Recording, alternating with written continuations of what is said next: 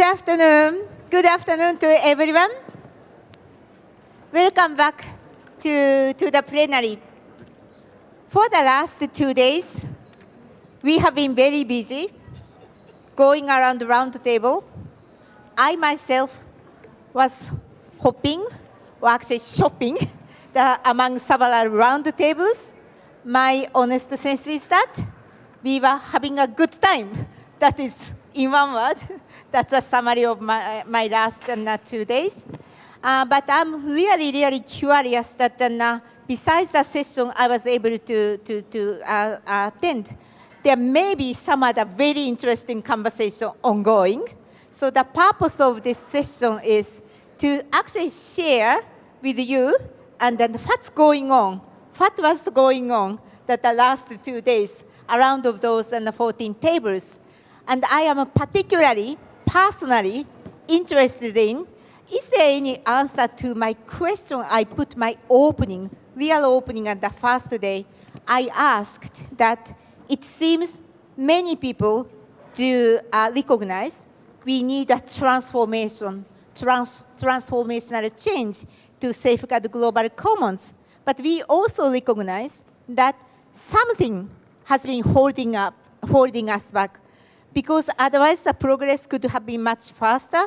We were able to reach the tipping point sooner, but something is ongoing, something is kind of holding us back. So I'm very curious that if there are any reason or any good understanding why the things are not moving fast enough, but is there any answer that how we could really break it through? So that is my keen interest, and I hope, personally, this great panel will share with us some kind of answer to it. So I would like to introduce actually moderator of this session. That I invite actually the Jan Piotrowski, who is an environmental editor at the London Economist. It's really my great pleasure to introduce Jan. Jan, mic is over. Naoko, thank you very much. So we'll just begin by a round of introductions. So as Naoko said, I'm Jan Piotrowski. I'm the environment correspondent at The Economist. I have been environment correspondent for about 8 months, so I'm still very new to this. I've taken the opportunity to learn a lot over the past 2 days of meetings and roundtables. But to tell all of you, many of whom you were sitting here, talking about serious things and making serious decisions, unfortunately, many of you did not have an opportunity to participate in many of the roundtable panels that were going on at the same time. So in order to to give you a taste of what was discussed and what conclusions were reached, we have an illustrious panel, and I would like to invite the panel to introduce themselves. Perhaps we can start on my right. Could you please tell us who you are, where you're from, and what roundtables you attended, and which roundtables you will be telling us about? Thank you. Thank you very much. This is Granger, State Minister for Environment from Federal Democratic Republic of Ethiopia. My area of to highlight is on restoration, degraded land, dry land, and the food systems. Thank you. Thank you. I'm Gillian Blackbeard. I'm the Executive Manager for Botswana Tourism Organization and the Tokomela Endangered Species Trust. And I moderated 2 panels. One was on illegal wildlife trade, and the other one was in wildlife for sustainable development through tourism. Good afternoon, everybody. My name is Patrick Dlamini. I work for the Development Bank of Southern Africa. I participated in the panel of conservation this morning. I also attended the clean energy, but my areas of coverage this afternoon will be clean energy, infrastructure, as well as finance. Good afternoon. My name is Carlos Manuel Rodriguez. I'm the Minister of Environment and Energy from Costa Rica, and I'll be talking about deforestation and forest conservation. Good afternoon. Good afternoon, everyone. I'm Her Royal Highness Princess Abse Jigma from Burkina Faso, the chair of the Her Royal Highness Princess Abdi Foundation and the Special Envoy of the President of Burkina Faso on SDGs and climate change. And I will talk to you about the implementation of Agenda 2030, what does this mean for Mr. and Mr. Lambda and his village and his community. Thank you. Hello, everyone. I'm Atle Hamar, State Secretary in the Ministry of Climate and Environment in Norway. I attended yesterday a very interesting session about circular economy and also marine litter, and I would like to comment especially on those items later on. Hi, good afternoon. My name is Gail Rigobert. I am the Minister responsible for Education, Innovation, Gender Relations and Sustainable Development from St. Lucia. And earlier today, I had the privilege of sitting on a panel that dealt with chemicals and our toxic legacy. Good afternoon. My name is Christian Teleki. I am the Director of the Sustainable Ocean Initiative for the World Resources Institute. And I also have the pleasure of serving as the head of the Friends of Ocean Action. I moderated the Sustainable Blue Economy session yesterday. Good afternoon, everyone. My name is Dominic Warre. I work for something called the World Economic Forum, and I had the pleasure to moderate 2 sessions yesterday, one on the circular economy and another one on science-based targets. Thank you. So what I think is really interesting and quite symptomatic about this panel is that we have people coming in from all different sort of walks of life and different areas of expertise. And I think that one of the great benefits of this entire gathering in Vietnam is precisely that it allows many different people from many different areas to come together, to listen to each other, and to learn from each other, to learn from each other's experiences, to learn from each other's mistakes, perhaps.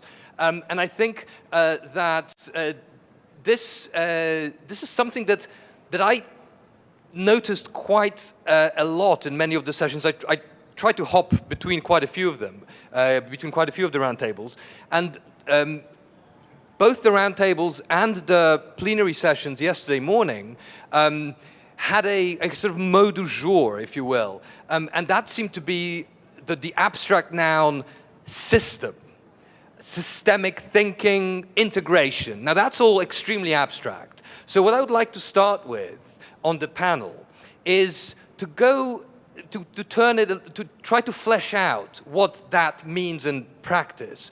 And I would like to start by asking each of the panelists for examples that they heard or themselves presented at the different roundtables of the sort of cross-fertilization that we could expect when people from different constituencies, people from different areas come together and come up with a solution almost merely by dint of sitting at the same table, in the sense that they perhaps did not realize that they had a shared problem that they needed fixing and that a solution was readily available. So why don't we start with the other side now. Dominic, can you give us an exciting example from one of your panels about how people came together and came up with identified the problem and offered a solution?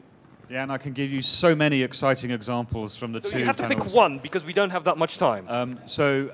One particularly interesting thing was in the panel on the science-based targets, and there was a fascinating discussion between those of you who work on environmental research and environmental science to try and define what would be a target that works in terms of keeping within the Earth's planetary boundaries, aside from just less than 2 degrees or hopefully less than 1.5 degrees of global warming.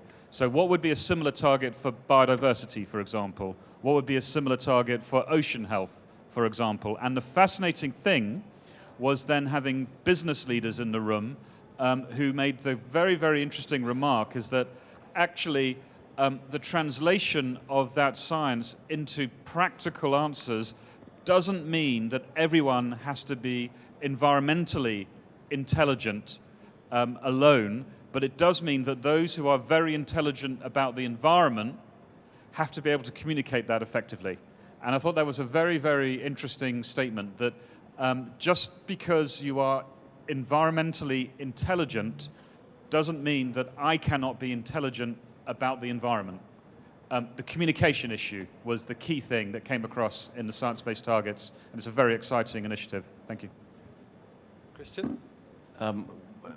In our discussion around the sustainable blue economy, it became readily apparent that there would need to be a sort of a sequencing in order to really embrace a sustainable blue economy. And part of that was a common understanding of the notion of, if you distilled it down, it was around produce, protect, and include. And what we meant by include, it was dealing with issues around equity, poverty, gender, security, both national and food security. And that in order to enable that and address some of those underlying causes in the ocean to enable that, the blue economy, you needed to have financing. And to enable a new ocean economy. But part of that also was then to change the narrative of what we talk about in terms of the ocean space. So what we meant by that was, for example, marine protected areas. Marine protected areas we often talk about as protecting biodiversity, but in actual fact they're very important as far as the national infrastructure. So marine protected areas are fish factories. They are income generators. They sequester carbon. So they play a key role and they should be included within a national development. Thinking about that, in order to, once you dealt with that, you then had to mitigate risk and looking at how you could create certainty in order that the finance community would then invest in the blue economy. And this is where a role that we felt that the GEF could play a strong role in developing a set of tools that would start to explore with the financial mechanisms around ocean risk index, for example. How would that work? Beg pardon? How would that work? So in terms of an ocean risk index, yeah. I think it's identifying those risks and how do you then minimize those risks based on some of those interventions that you can make. And so part of that is also nudging the private sector, both from the finance community, but also the commodity communities as well. And so I think it really spoke to the idea, Naoko, that you talked about, is moving from the talk to the walk. And that was really a key element that came out of it. We've talked a lot about the sustainable blue economy, but now we really need to move directly into implementation. It's interesting that you mentioned, you two mentioned sort of almost translating certain environmental issues into non-environmental language. So talk about the environment without talking about the environment. Yeah. Gail.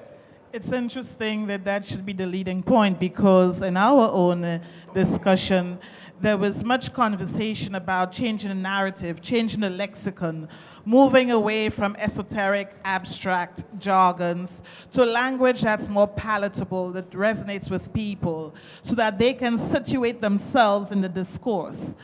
And of course, we realize too that inadvertently people engage with chemicals that can cause harm unknowingly. And therefore, it is incumbent upon us to ensure that we can bridge that information divide, which curiously is also contingent upon the data divide.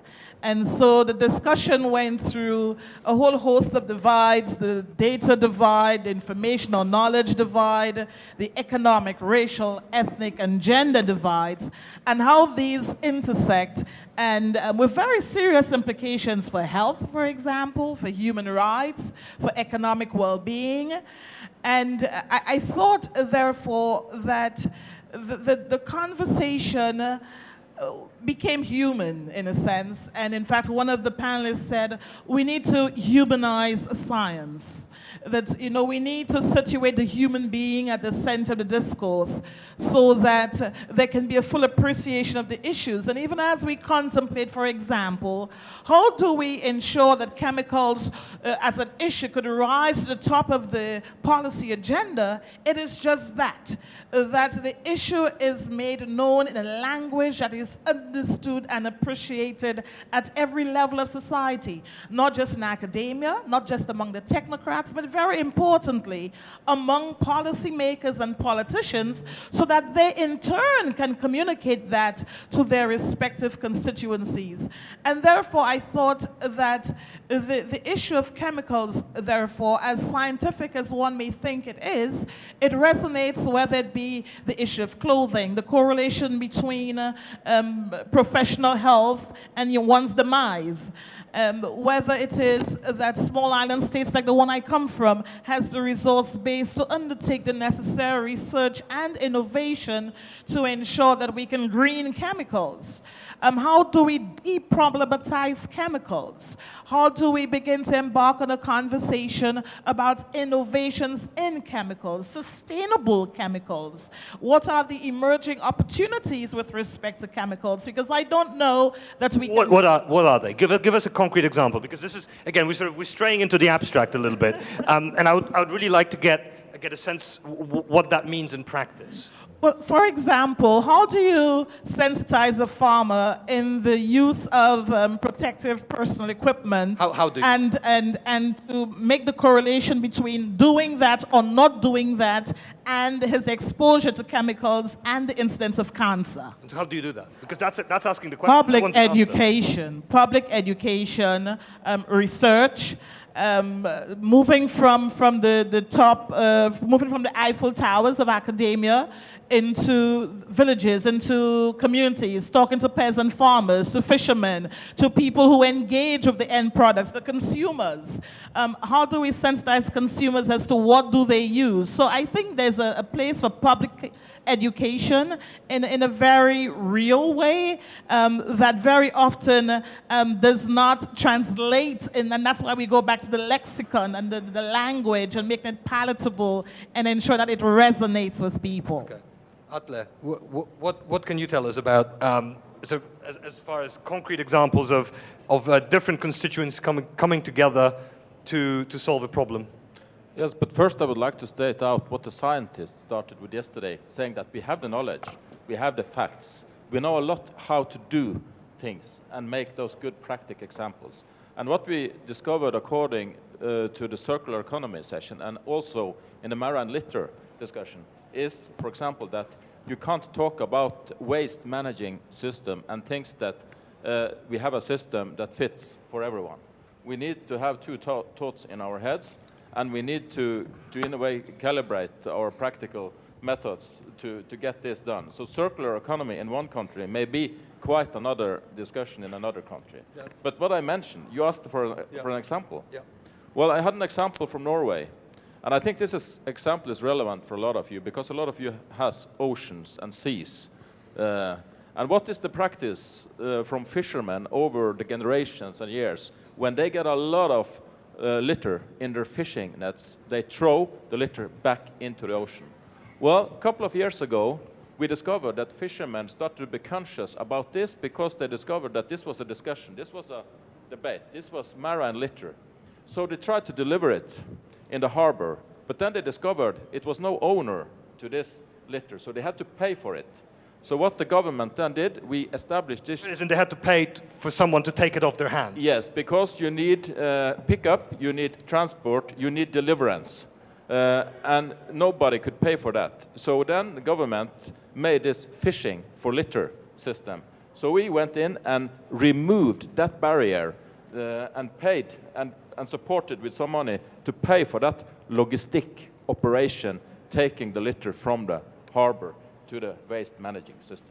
So was that expensive? Because it seems like, you know, it's another piece of another item of expenditure on the balance sheet. So what did the finance minister think of this?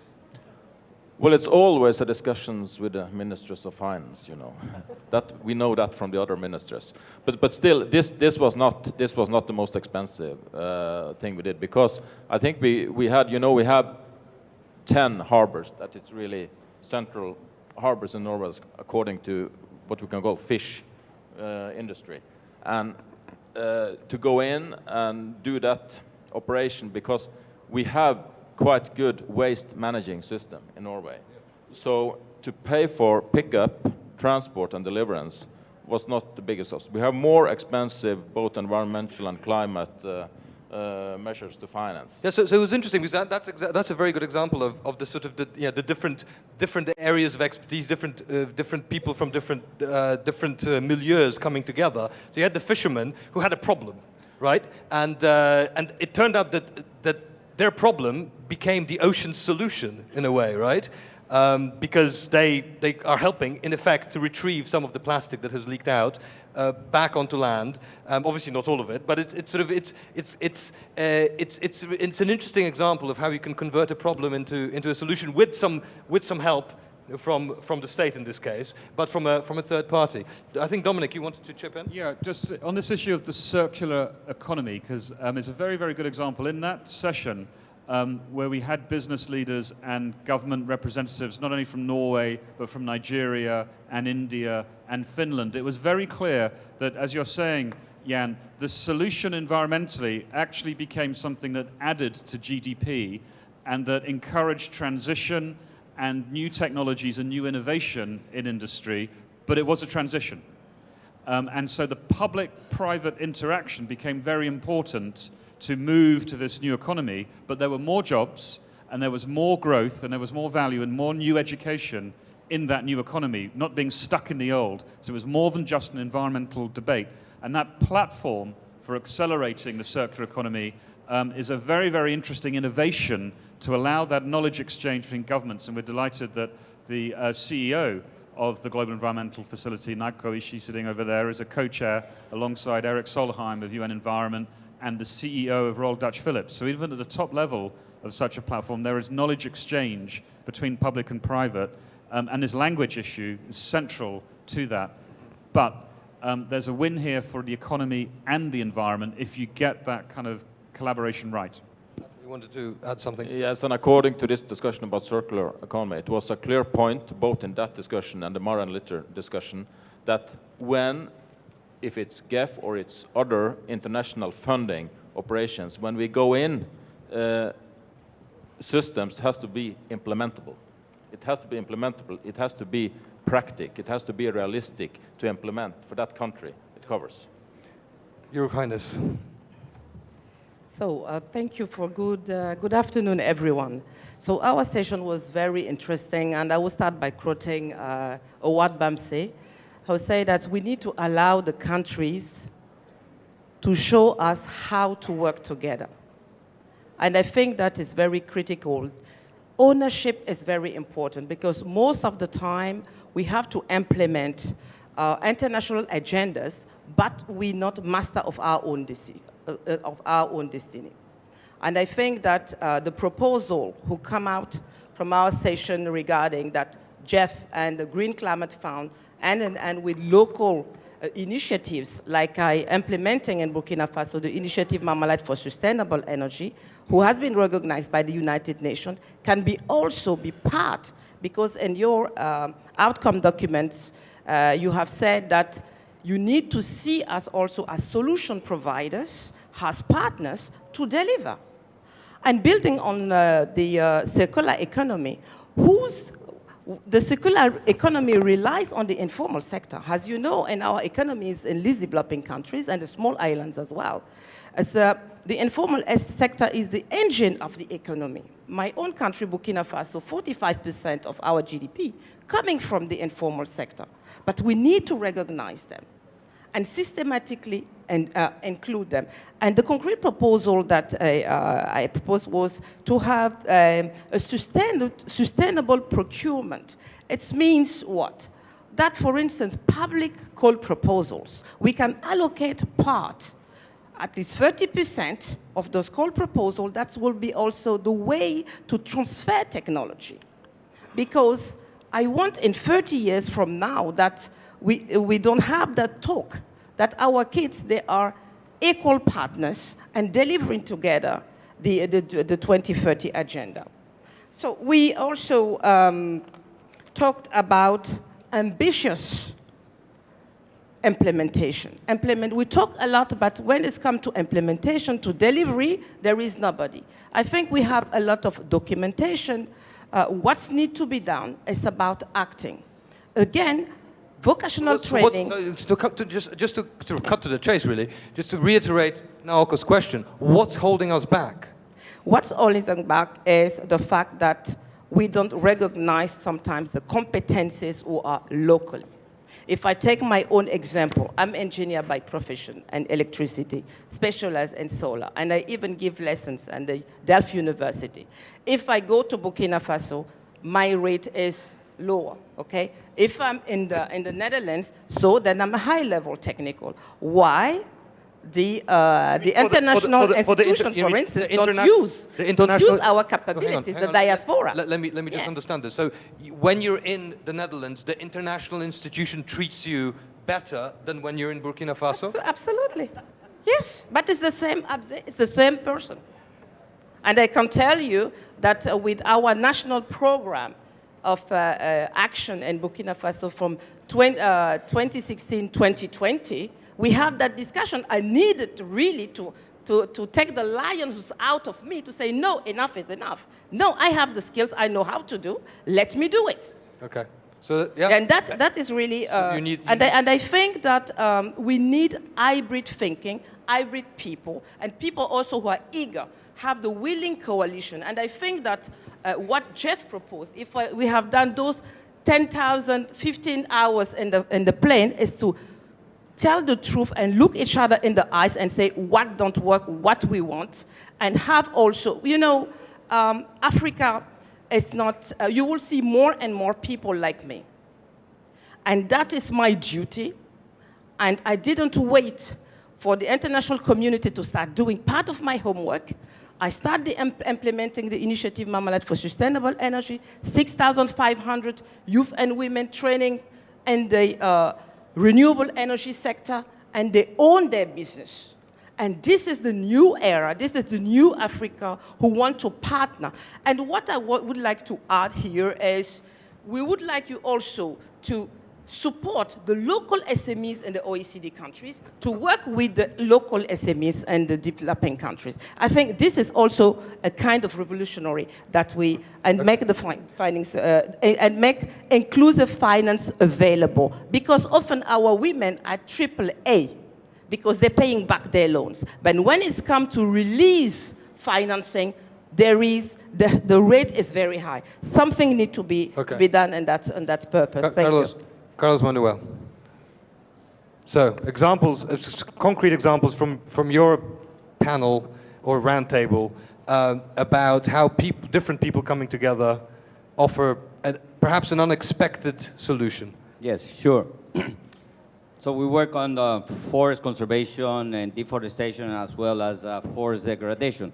I think that there are 7 countries in the world that has a unique approach and commitment. I would say South Korea, Vietnam, Costa Rica are very good examples of countries that has been able to revert the rate of deforestation, increase forest cover, while they increase the population, probably double the population, and double and triple the GDP.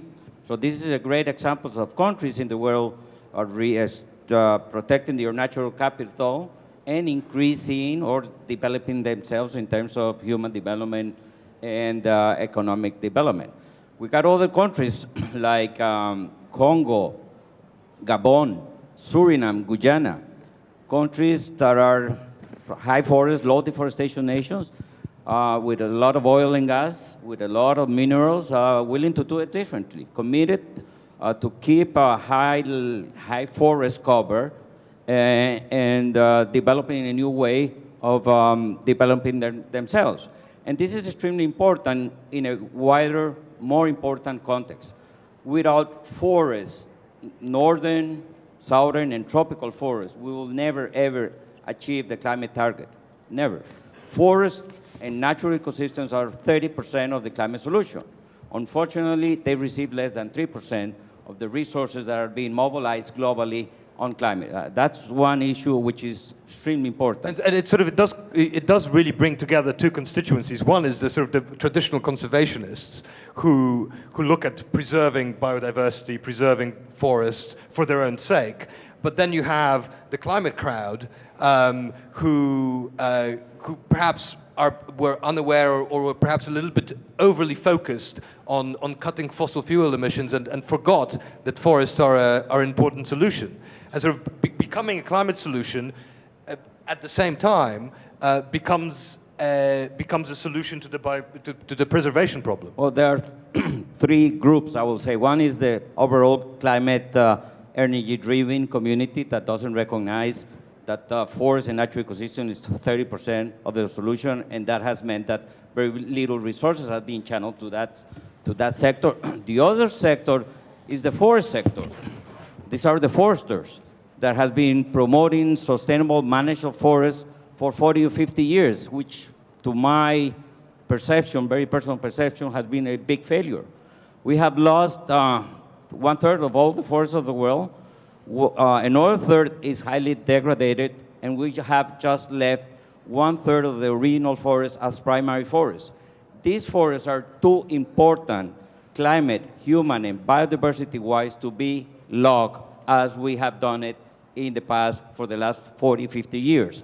The logging scheme of high-scale industrial logging will not help us achieve our CBD, our climate targets, our SDGs. We need to bring it down to community-based logging.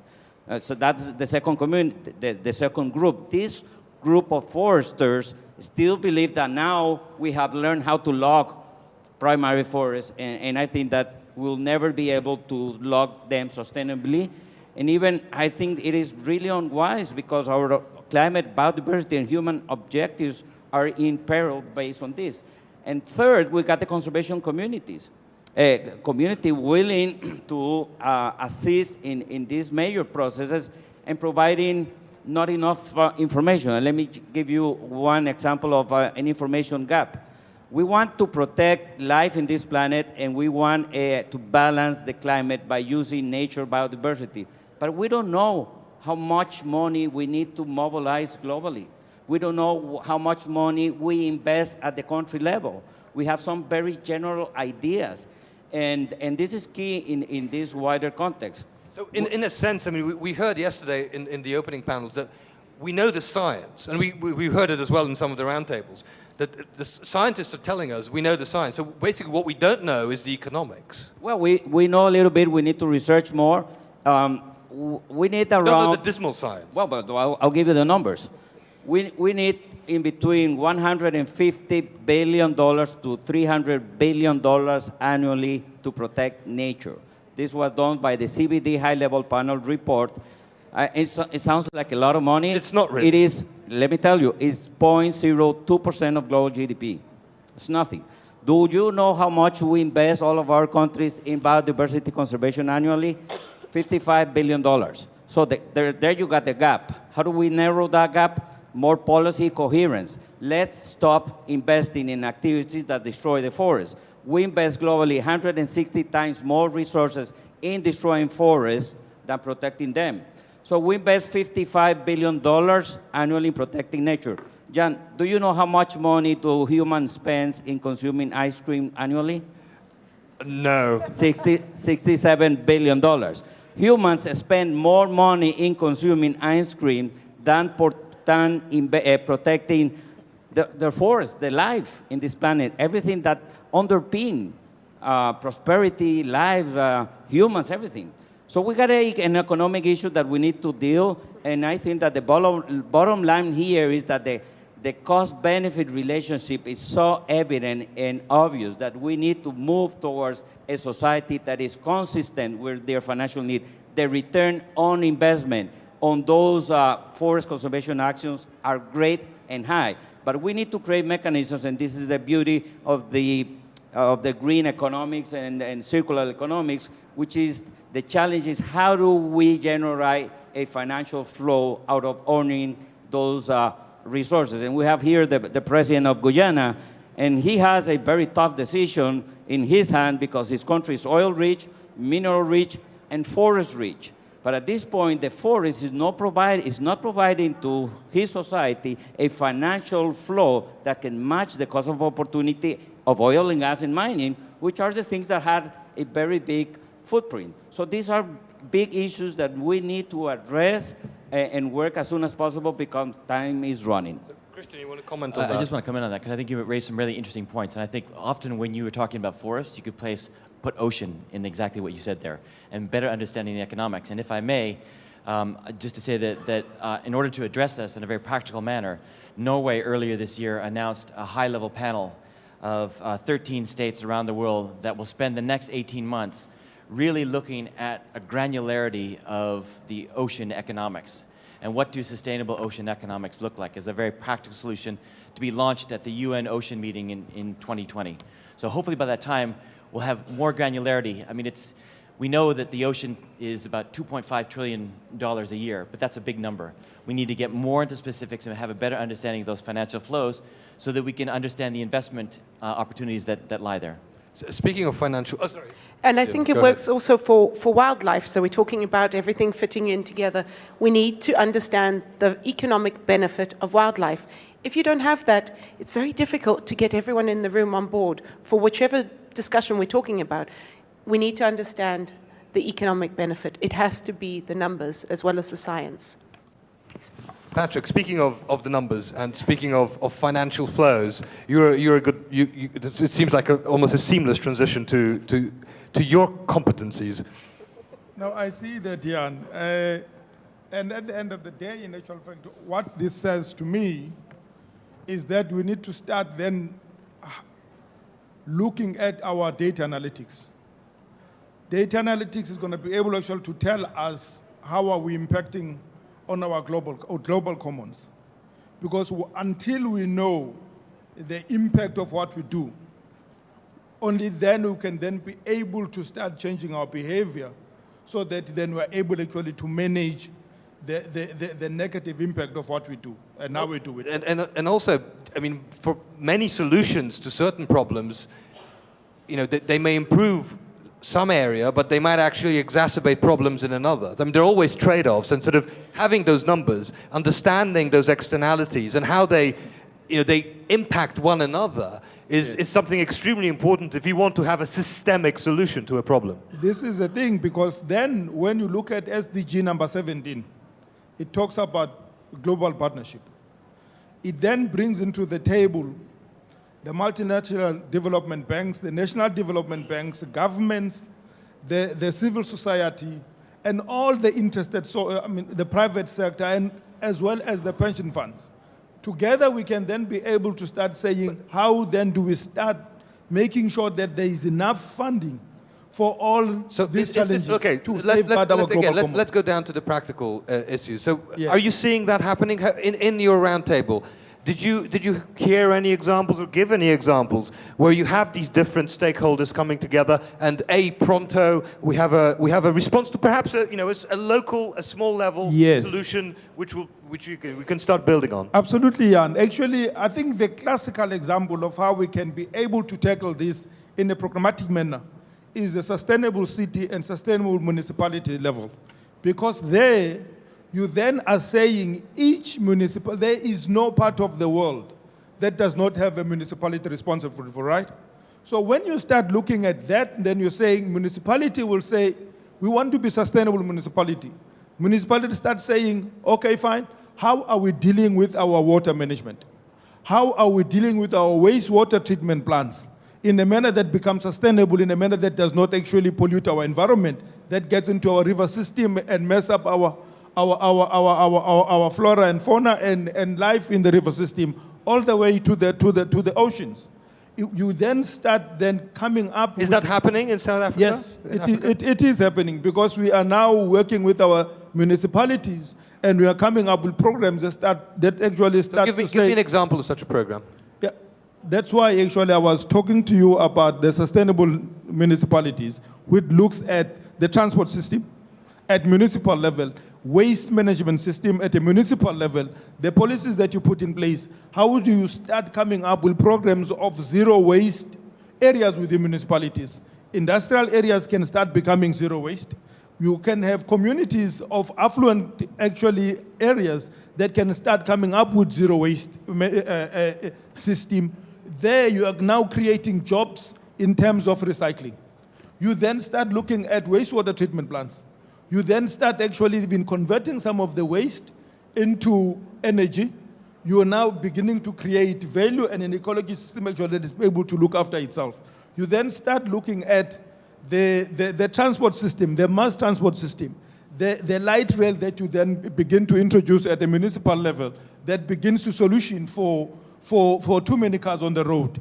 You then start looking at the electric vehicles, we had also in one of the panels that currently there's about 1 million vehicles. I have to stop you here because you make it sound really easy. But if it were so easy, we would have done it by now. So what are you doing to make this possible? You know, Jan, that's why actually Ishii and Naoko Ishii and the GEF colleagues actually for me are my rock stars. I wasn't fishing for compliments. So but it's very important because this is what GEF, we have programs actually that GEF has funded that is looking at these kinds of solutions. I was going to ask how GEF can help. So here's an now example. we are looking at how then do we start putting in place risk capital. We are doing that with the World Banks of this world, OECD, WEF.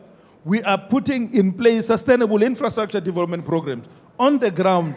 It is looking into solutioning for these kinds of it also speaks to Her Highness's point about ownership and the fact that people you have to buy in from the bottom. Absolutely. Absolutely, Jan. You wanted to comment? Yes, because yesterday on our the sessions about circular economy especially, World Bank had a quite interesting perspective talking about developing joint partnerships between public and private sector to develop mechanisms and solutions for the questions you raise there. And I think that's the point also with the new fund that Norway took the initiative to establishing through the World Bank, that we should go a step further on, more into establish and develop the concrete examples out there.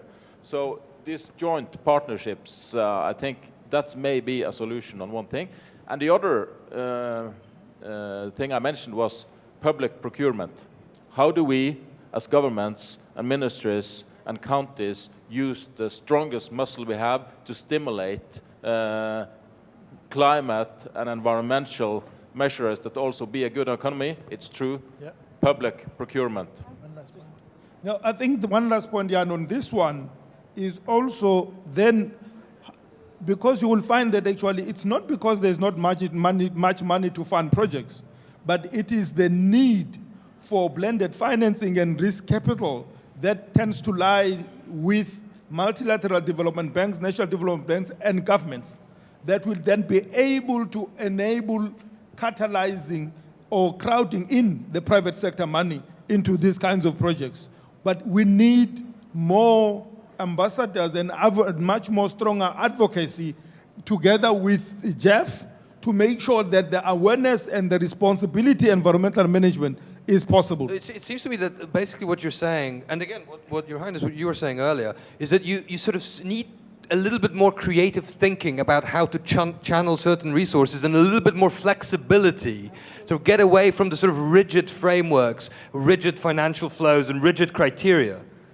I'm so happy you raised that point because that is one of the issues we confront continually, and that is the modalities that are required, the prohibitive, seemingly prohibitive requirements with respect to accessing finance. So whereas on the one hand, we advocate for increasing in finance, we ought to also revisit the access mechanisms, because for small jurisdictions, we simply do not have the capacity to meet all of the procurement requirements, and so it seems prohibitive. So it becomes a show window exercise, you know. Gillian. Yeah, I think when we talk about everything, and I can just add on to everybody else's discussion, for us we simplified it. We talk about SDG 17, we talk about systems, but when we talk about wildlife, for those in the audience who are not as well versed in the SDGs as you are, what's SDG 17? We've just had that one, which is the cooperation. The last one, we're cooperating. And I think we simplified it in both panels on illegal wildlife trade and wildlife tourism, is at the heart is people.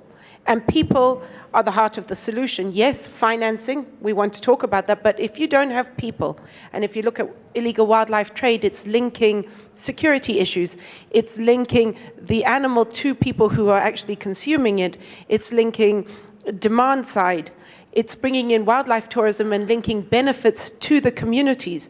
It's making sure that people, whether it's at government level, whether it's at private sector level, or whether it's at a community level, actually see this as a benefit. It can't be a liability. And coming back to the very first point of, sometimes when we saw a problem, the problem of illegal wildlife trade, you have a solution. Wildlife tourism has created an economy. In Africa, it's a huge economy. In Botswana, it's the second generator of our GDP. It's worth 1.7 billion US dollars, which is a huge amount of money for a small country. And I think we need to look at solving problems with solutions and bringing it back to the hearts and minds of people. If you don't have that buy-in, we can talk about financing, we can talk about systems, but if it doesn't come back to, and it's your question of ownership. How does it come back? Give me an example of a place where it came back. In Botswana. Let's talk about wildlife tourism, community-based natural resources management. The government owns the land, the community lives there, it has a capacity for a wildlife tourism product. The government sends out concession lease fees, so they collect money which goes into taxes. The concession is awarded on a management plan which must include dividends paid to the community directly. It also has to have external benefits, so health systems, schools, etc. The concessionaire will also do the conservation work in the concession. Not only that, because what came out of our panel is it's not just locally where the community is. It comes into a national level. The concessionaire pays to the Tourism Development Organization, who then develops tourism outside of the wildlife area. So then that creates opportunity. It's always about buy-in, and how do you connect all levels, private sector, conservation, communities, people, and how do you market it? In the end, you also have to be able to sell this to the real world. Who's going to consume what you're doing? You can't make another white elephant. No pun intended. It was intended. Let's own up to it. Yeah, Jan, can I just come just briefly in on that? I think there's a critical element you raise here is the people component. So the 2 points on that. SDG 14 is the ocean goal, and the tagline is life below the water. Well, in fact, it's very much life above the water, and we must make sure we make that connection. So the equation almost is ocean health plus human health equals economic wealth. And I think that is a critical element to this when we're talking about the sustainable blue economy. So, Kare, I think when we were talking earlier, you had a similar point to make. So it seems that this is really a common thread. Why don't you take it from here? Thank you very much. I'm the last to intervene in the panel, but having a wide topic of that's yesterday, which we had a panel discussion on restoration, land use, food systems. This is very wide, where you can see a real systemic approach and integration, tapping on the very critical bottleneck will address, all the chain that you can address. And when we come, to a practical example, in Ethiopia case, where we do have, many degraded hectares of slopy lands, and, discussing with the people, for the people as well, because they don't have any option better than, coping mechanism, how to survive and thrive there.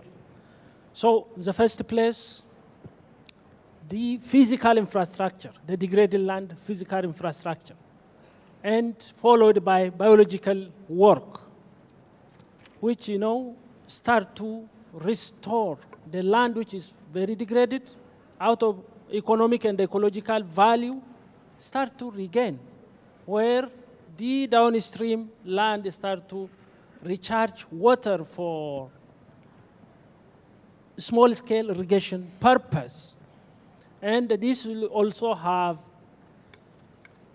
a balance, not to expand to other, forest land for agricultural practices, rather because of recharging water, the downstream, where the degraded land is stored, is used for agricultural purposes. So there is no trade-off for agricultural expansion, rather intensifying that irrigable land. And as a result of that, the food security situation has improved, income of household improved, and this will have a wide range and arena of benefits for the people themselves, and this need also more support from the government and different actors in area of market infrastructure, information access, and other technological support, which coupled the benefit which has been, attained as the last. So I think that the sort of the point that's coming across here is sort of basically getting the buy-in, but not just from the bottom up. You also need the buy-in from the top down, right? So, and I think this was illustrated very clearly, or how it can work was illustrated very clearly yesterday in one of the keynotes by President Bachelet.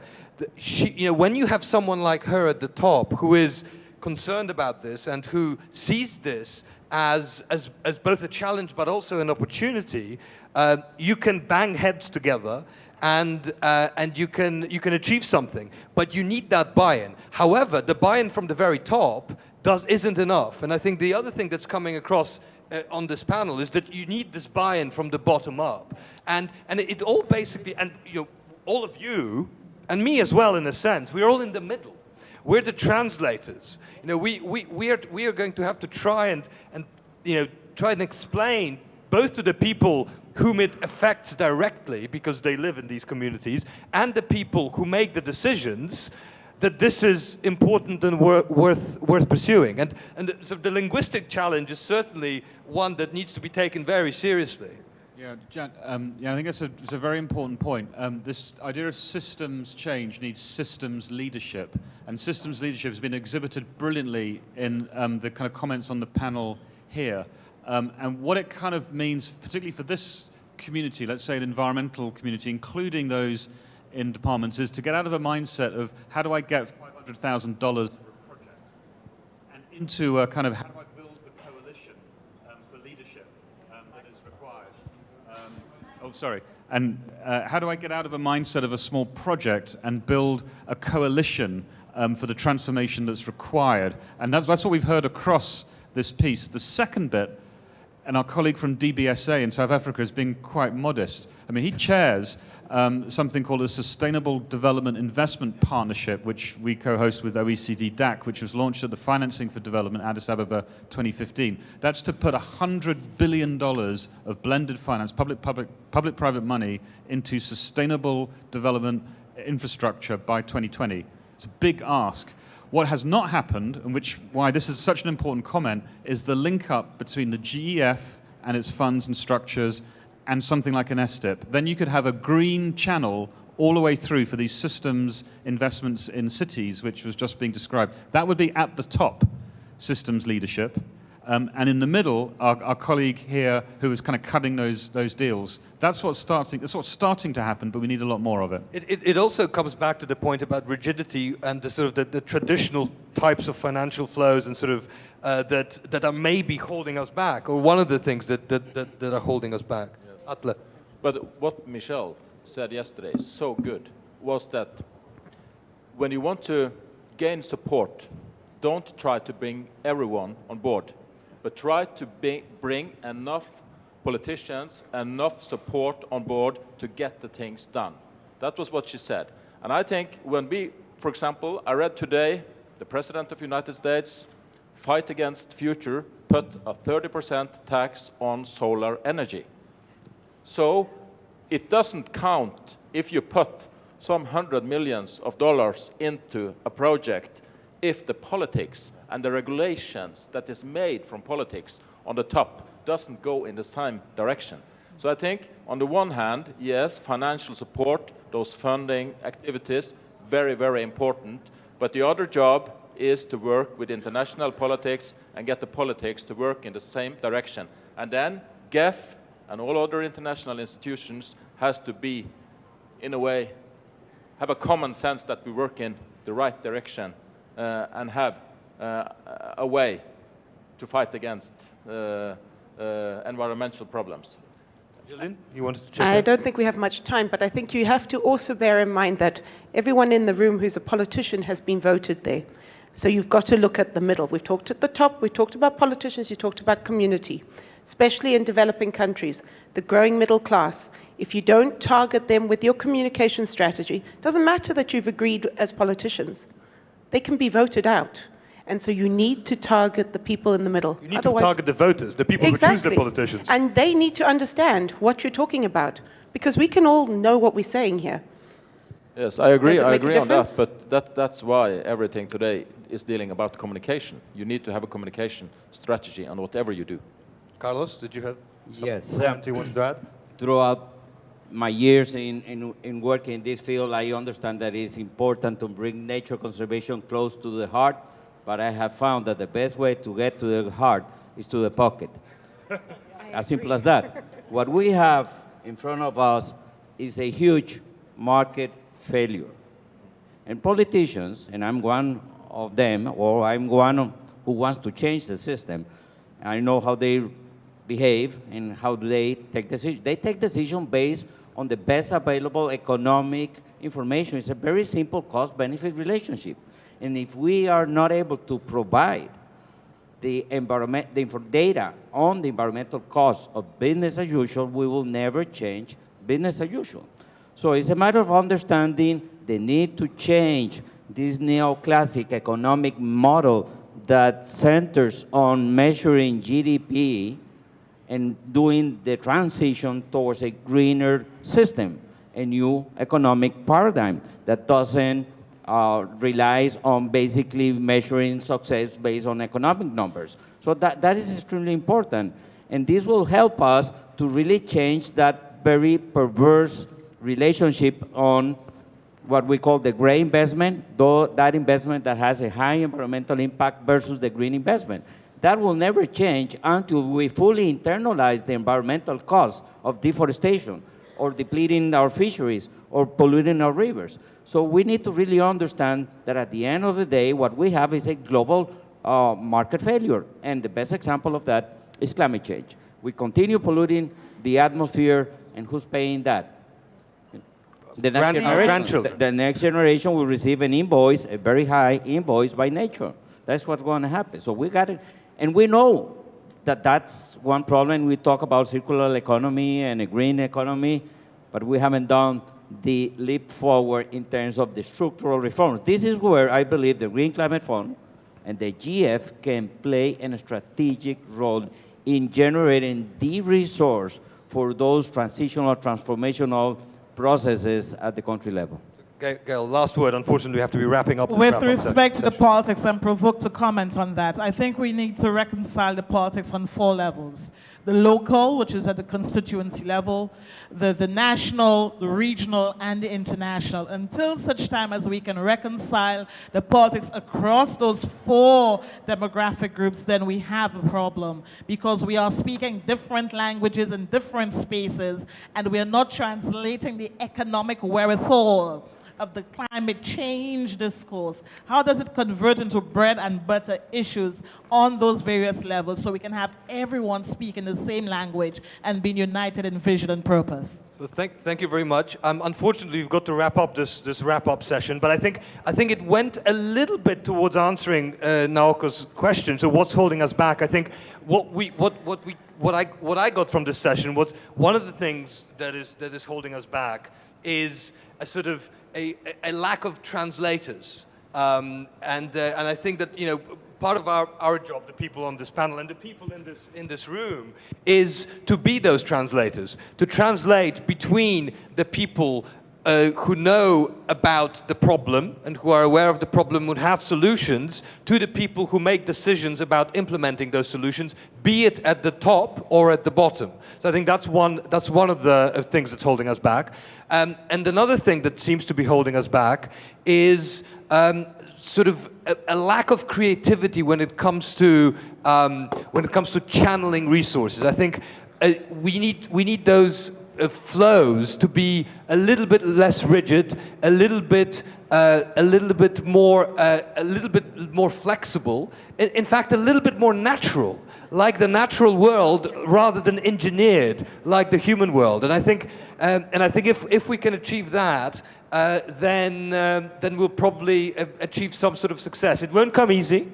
As we heard, there will be hurdles, there will be obstacles. Persuading politicians to act will obviously require persuading them that they're acting in their self-interest. Persuading communities to act will need convincing.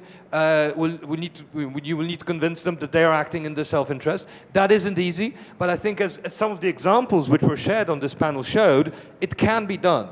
And I think on this optimistic note, I would like to close this panel.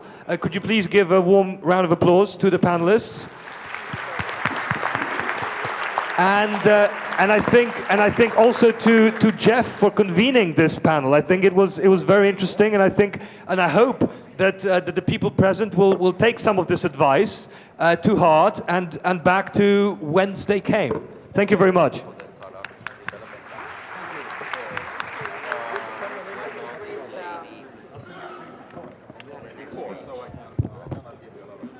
Thank you, Jan, and thank you, everybody. It's really fascinating to hear this very kind of convenient wrap-up of the 14 roundtables. It was, okay, what we should do to break through this stalemate. I hear we need a translator. Yes, GEF want to be one of those translators who are actually good communicators. I also hear that we need to be a little bit more creative for green channeling. Yes, GEF would like to be a venture capital of nature. That is my commitment to you. But a very fascinating discussion about this platform. We hear from yesterday to today the importance of top-down, but also bottom-up. But one thing which I actually gather from that discussion is actually that what is really missing or most important is how to create a platform from diverse community or diverse group of people, and how to bring those people a more courage or energy or actually that power to break through. Because if you just think about supply chain or the value chain, what we need is really the actors from all different the groups, from smallholder to processor, the trader to consumers to bankers. We don't necessarily need all of them 100%, but we need to give them enough power to get out of their own, comfort zone, so that if we were able to create that kind of platform connecting multilateral sectors and diverse groups, that would be one way. That's my definition of a partnership. So it's top-down, bottom-up, but most importantly, creating the network of diverse groups so that these groups feel, empowered to move forward. That is my understanding of this wrap-up session. But thank you so much, everybody who attended this wrap-up, the roundtable session, and give us such a beautiful the insight going forward. Thanks a lot.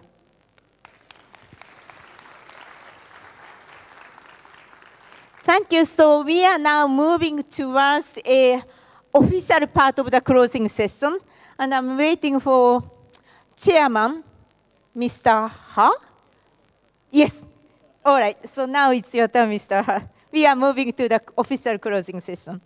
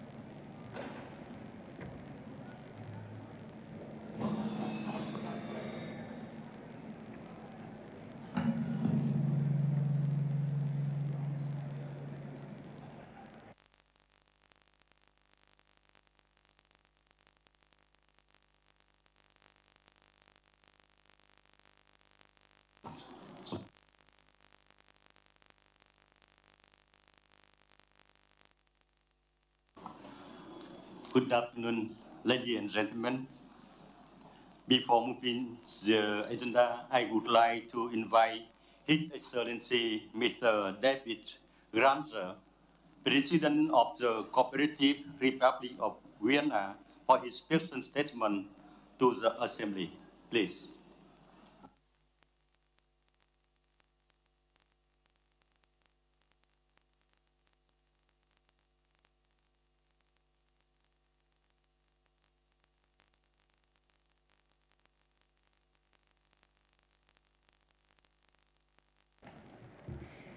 Thank you, Honorable Trang Hong Ha, Minister of Natural Resources and Environment of the Socialist Republic of Vietnam, for inviting me on stage. Ministers of the government, Ms. Naoko Ishii, Chief Executive Officer and Chairperson of the Global Environmental Facility, Mr. William Ehlers, Secretary of the Council of the GEF, distinguished delegates, ladies and gentlemen. Let me start by thanking the President, Government, and people of the Socialist Republic of Vietnam for the warm welcome afforded me and my delegation. I express my appreciation also to the GEF for its kind invitation and for the excellent arrangements made to facilitate my attendance at this 6th Assembly. Ladies and gentlemen, the 6th Assembly of the GEF recognizes the necessity and the urgency of delivering transformational change to confront the challenges of the Earth's environment. This Assembly's conviction is that incremental change, while necessary, will not be sufficient to avert environmental catastrophe. Change must be comprehensive. The GEF, the world's foremost institution for financing environmental change, must aim at delivering transformational change by forging not only global, but also regional and local partnerships. It must leverage the potential of contiguous states at the local level in order to contribute to solutions at the global level. Global environmental threats cannot be resolved only by the existing level and the current rate of everyday responses. International environmental cooperation must continuously seek comprehensive and cohesive solutions to the stubborn, unchanging, and deteriorating situations we face. Ladies and gentlemen, this 6th Assembly, by identifying the prevalence and the persistence of climate change, of deforestation, of land degradation, of water pollution, and by proposing responses to these challenges, emphasizes the need for deeper and different approaches to international environmental cooperation. The 6th Assembly has reaffirmed the importance of international cooperation at the global and regional levels as a means of ensuring environmental security. The facility's 32 constituencies indeed embrace small, medium, and large-sized states. These constituencies might be administratively, financially, or even culturally convenient, but their architecture could have unanticipated consequences.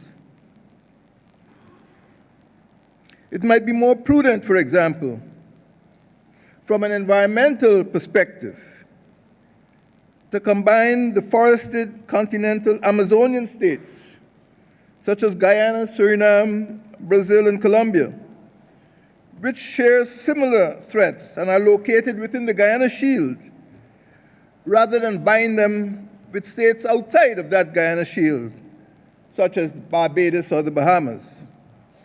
Mind you, I have no problem with Barbados and Bahamas. It's just that they are in a geographically different zone.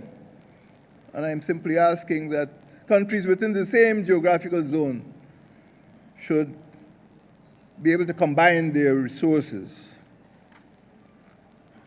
Ladies and gentlemen, specific environmental hazards, air, water, and ocean pollution, land degradation, desertification, and disasters such as storms and hurricanes, for example, might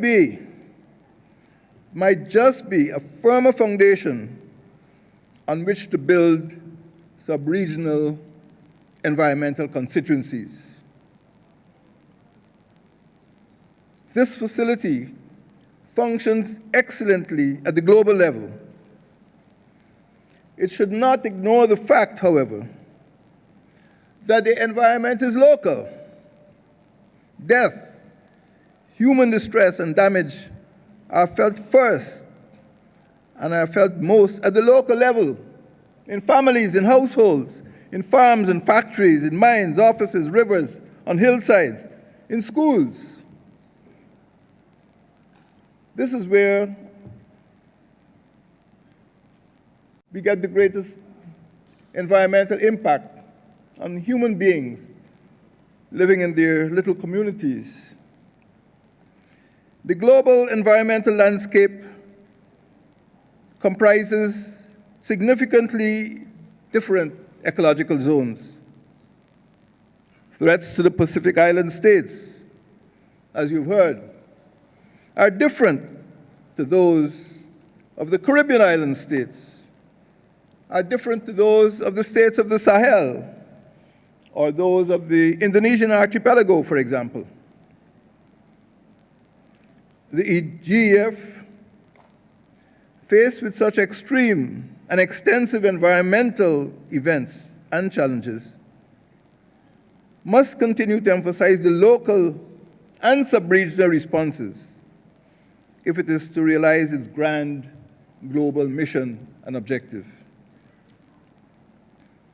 Ladies and gentlemen, Guyana, my country, is at the center of a geomorphic zone known as the Guyana Shield, which, with international cooperation and with the combination of the efforts of its 6 constituent countries, Colombia, Venezuela, Guyana, Suriname, French Guyana, and Brazil, could contribute even more to delivering transformational environmental change in a much more comprehensive manner.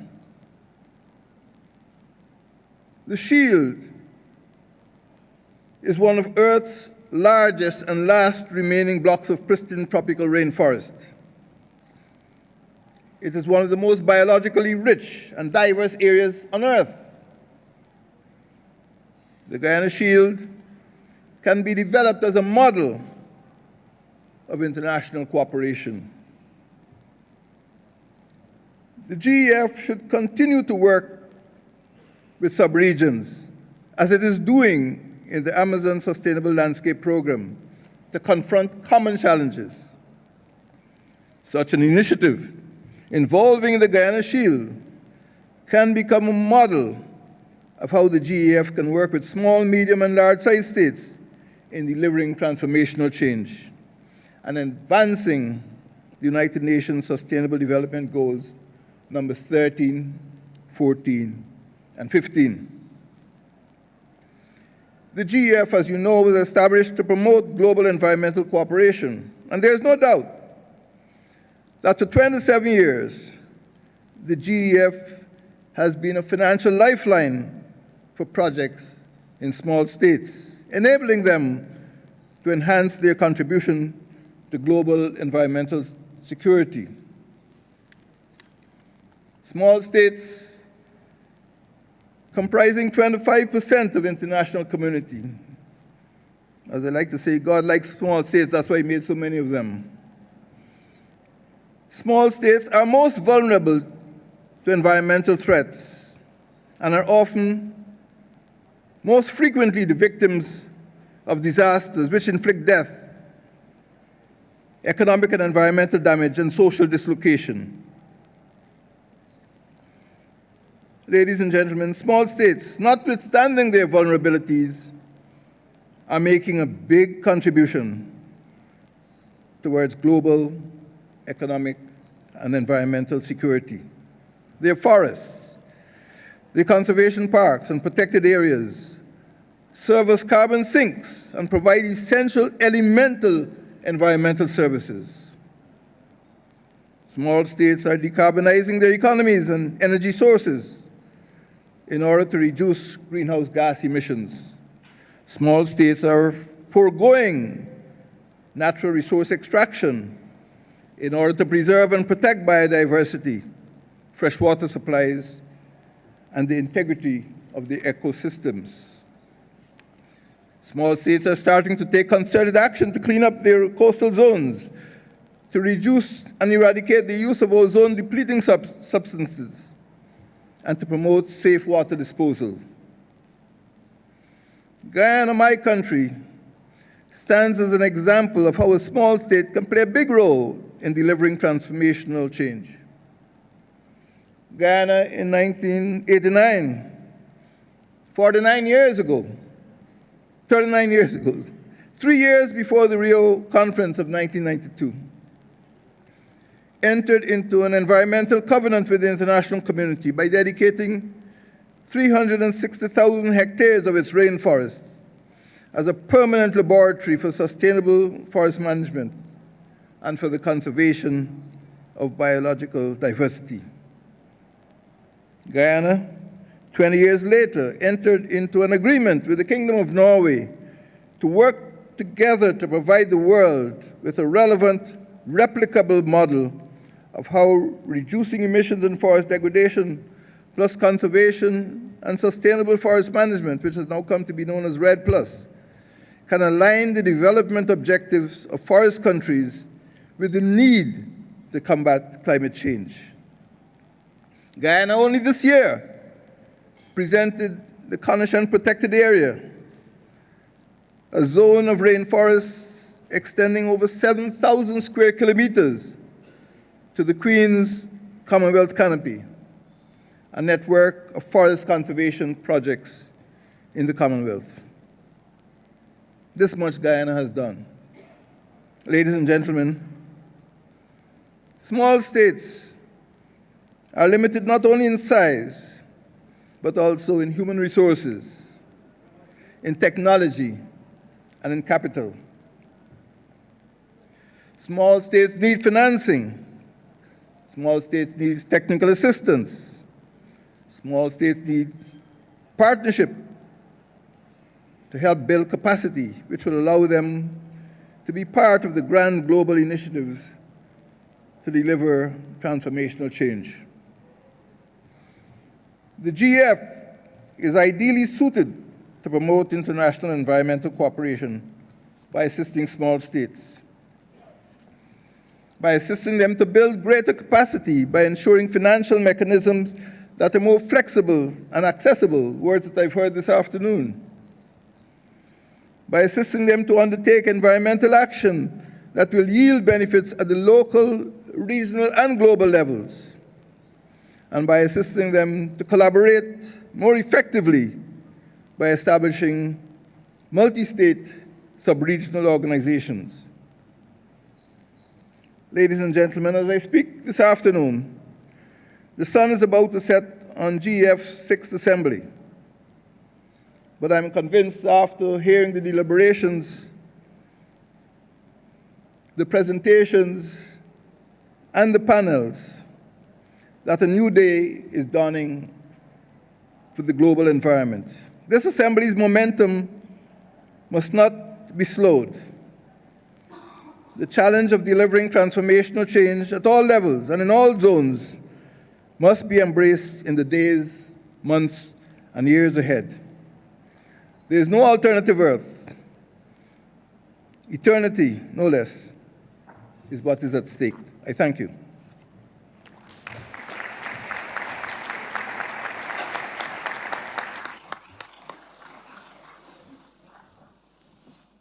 Thank you, Excellency, for that inspiring message.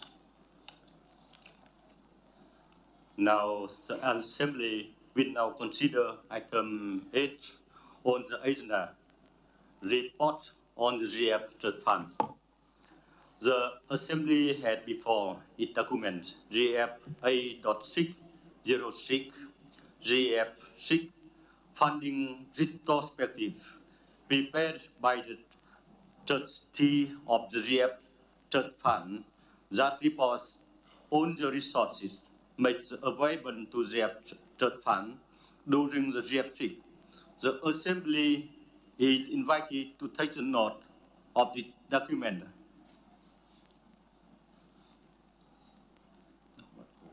Okay. That document is a notice. Thank you.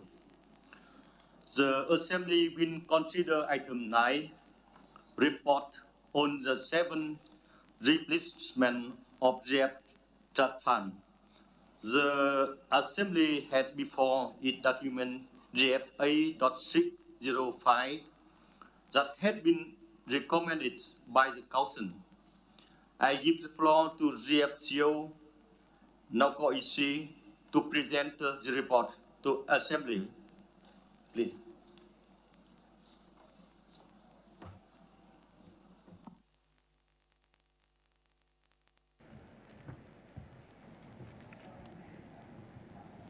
Very good afternoon to everyone. It's a great pleasure for me to give you a summary of the GEF7 replenishment negotiations. As you know, this is my second replenishment, and usually when doing something second time, it gets easier. But let me tell you that this replenishment was much more difficult than my first one. And in my view, there is a very simple reason for that. It is because the stake in this replenishment was much higher than in the last one. Day by day, global environment is degrading. We were at the defining moment of the future of our planet and its people. We all know we need to raise our ambition, and through this replenishment, we were exploring how best we can achieve the maximum results out of limited resources. And of course, it's not a simple exercise. But after the long process of negotiations, I can say that we were able to produce very good results. In terms of resources, at the final pledging session at Stockholm, donors pledged total $4.1 billion. Out of 29 donors, 22 at least maintain their contribution in their national currency. 16 countries, more than half of all donors, actually increased their contribution in their national currency. All the details of their contribution are listed in the table of contribution, which is attachment number 1 in the draft replenishment resolution distributed as part of this Assembly documentation. In terms of the strategy, the Council, which took place just ahead of this Assembly, approved that the GEF7 strategy, and the strategy represents the best effort to provide a set of strategies which produce the highest possible results. I would like to say that it offers various innovative programs to support the countries transform their key economic system, such as food and land use system, energy and city system, and also to find a way to take care of the very important natural capital, the ecosystems which support all of our lives. Implementation of those innovative programs will require the GEF to support the strong partnership of multi-stakeholder coalitions. I think we have learned a lot from GEF6 about how to do that. we need to build on the GEF's unique strengths as a financial mechanism for many different conventions by maximizing integration and synergies. The GEF7 programming directions is backed by a number of policy measures that aims to further strengthen our partnership in several ways. We have a strong results architecture. We have measures to level the playing field among agencies. We have measures to improve efficiency. We are further strengthening our focus on gender, and we seek to achieve better leverage of GEF resources. We will strengthen our engagement with the private sector.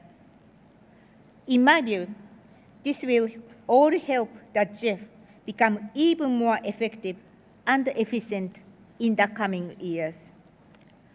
In summary, we made some great experiments in GEF6, and we were taking a further leap by building on them in GEF7. The negotiation process was quite long. It took 4 meetings during more than 1 year. We met in Paris, Addis Ababa, Brasilia, and finally Stockholm. I would like to sincerely thank all our hosts for the amazing arrangement that they put in place to make sure we had constructive meetings. The nature of any negotiation is to find the right balance between many competing demands. The GEF7 negotiation has not been an exception, but this process helped us a lot that all participants came with a positive attitude and willingness to find common solutions. I'd like to thank all participants in the replenishment for their very constructive engagement. It shows the true partnership nature of the GEF.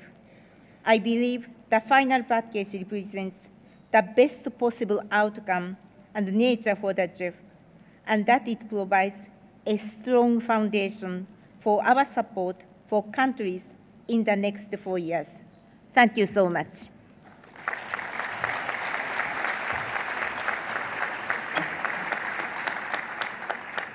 Thank you, Mrs. Naoko Ishii, for that report. Now I would like to open the floor for the comments.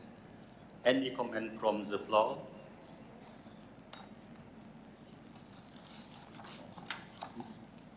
Okay, thank you. That Assembly takes a note of this report. The Assembly will consider item 10, statement by the GF Independent Evaluation Office, in accordance with paragraph 14 of the instrument of the establishment of the restructured GF. The Assembly had before its document GF A.607, seek overall performance study of the GF. I invite Mr. Juha Uitto, Director of Independent Evaluation Office, to take the floor.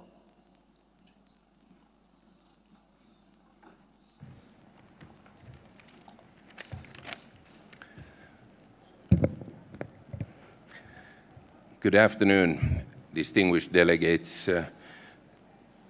excellencies, dear colleagues, ladies and gentlemen.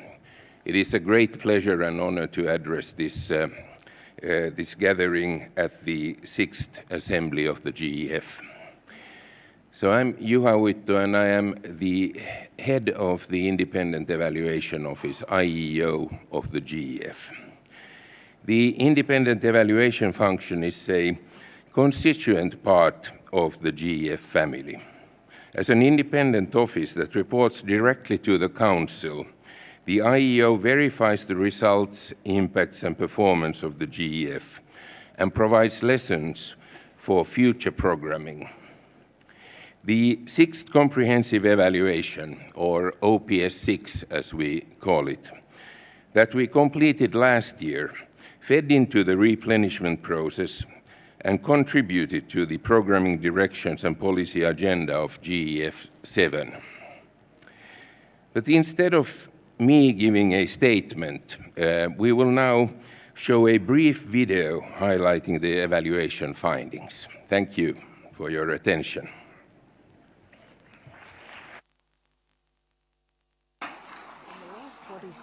Thank you.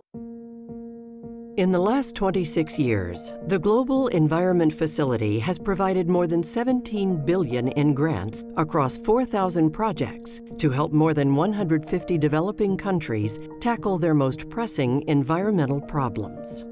Every few years, replenishments to the GEF are informed by a thorough, independent evaluation of GEF results and performance, conducted by the Independent Evaluation Office.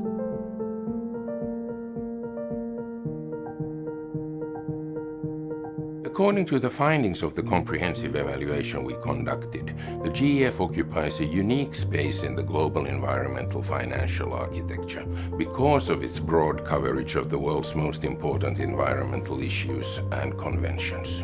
The evaluation finds that the GEF continues to service the conventions well, with evolving strategies that respond to the challenges of the global environment. For example, as the financial mechanism for the Convention on Biological Diversity, the GEF is seen as a significant and reliable resource for funding for biodiversity, which attracts relatively few other funds. For its other focal areas, including international waters, land degradation, and chemicals and waste, the GEF stands as the only global financial mechanism.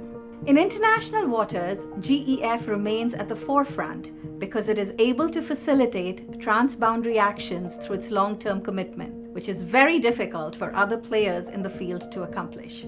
In the climate change focal area, the OPS 6 evaluation finds that the GEF continues to service its convention obligations well, but the space has become a little more crowded as new, larger funds like the Climate Investment Fund and the Green Climate Fund have emerged. This is a clear opportunity for the GEF to further carve its niche in climate and focus now on upstream activities to develop the enabling environment and to accelerate market development through capacity building, technical assistance, policy and regulatory reform. Across its portfolio of more than 1,200 completed projects, the OPS 6 evaluation finds that the GEF holds a strong record of overall project performance and offers evidence that the GEF has driven transformational change in all focal areas. Most of the GEF interventions have contributed successfully to reducing environmental stress. In Mexico, for example, the GEF has promoted the conservation and sustainable use of biodiversity through the consolidation of the Protected Areas System project. In international waters, the evaluation finds that the GEF has helped restore Lake Victoria's ecosystem through the promotion of integrated fishery and natural resource management. In reversing land degradation, the evaluation highlights the GEF's success restoring degraded land among bamboo farmers in India. Sustainability of outcomes and enhanced coordination in the implementation of programs will require attention going forward. Evaluation results clearly demonstrate that the GEF has also been very successful in driving transformational change. In Uruguay, the GEF helped establish the country's first large-scale newest generation wind farm, contributing to energy diversification and paving the way for future investments in renewables. Similarly, in China, the GEF helped spur increased market penetration of renewables and consequent reduction in GHG emissions from power generation. In addition to the focus on increasing impacts, the OPS 6 highlights the progress that the GEF has made in implementing policies on safeguards, indigenous peoples, and gender mainstreaming. The evaluation also points at the GEF's potential to mobilize private sector participation through innovative financing models and risk-sharing approaches. For example, through the Moringa Fund, the GEF invests in profitable, large-scale agroforestry projects in sub-Saharan Africa that are in line with GEF strategies on land degradation and sustainable development. In evaluating the results of GEF interventions, the OPS6 exercise provided an opportunity for the IEO to test new methodologies at the forefront of environmental evaluation. These included rapid impact evaluations, as well as quantitative approaches involving geospatial analysis. The GEF is an evolving partnership that has grown from 3 to 10 to 18 agencies working across 150 countries today. To achieve higher impacts going forward, OPS6 recommends a few areas for GEF to further build on its strengths. These include the need for GEF to clearly demonstrate additionality in its programmatic interventions, improve financial risk management to better handle volatility, adapt its strategy to improve engagement with the private sector, improve its data management systems, and strengthen operational governance throughout the partnership. OPS6 confirms that the GEF has the unique comparative advantage to address the drivers of environmental degradation and synergies across focal areas through its knowledge, its focus on results, and its long experience. Evaluation clearly demonstrates that the GEF does add value. The next replenishment period will provide opportunities for the GEF to further capitalize on its successes while addressing the challenges pertaining to the new programming priorities.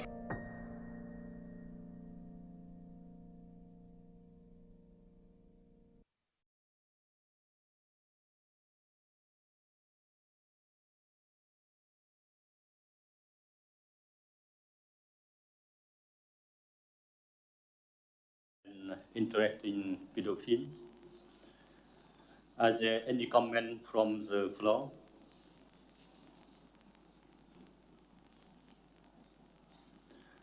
The Assembly takes note of this report.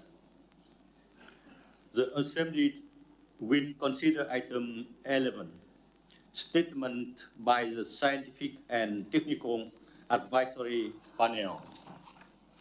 In accordance with paragraph 14 of the instrument for the establishment of the restructured GEF, the Assembly had before it the document GEF A.608, report of Scientific and Technical Advisor Panel.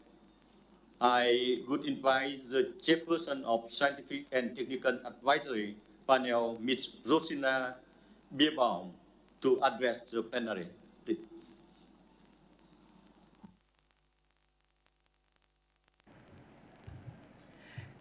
Good afternoon to the GEF Assembly.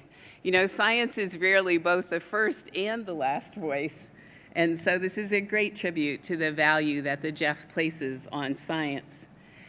We are in a country of fabulous biological diversity, but in the interest of time, I'm just going to name these creatures and not tell you their amazing life histories.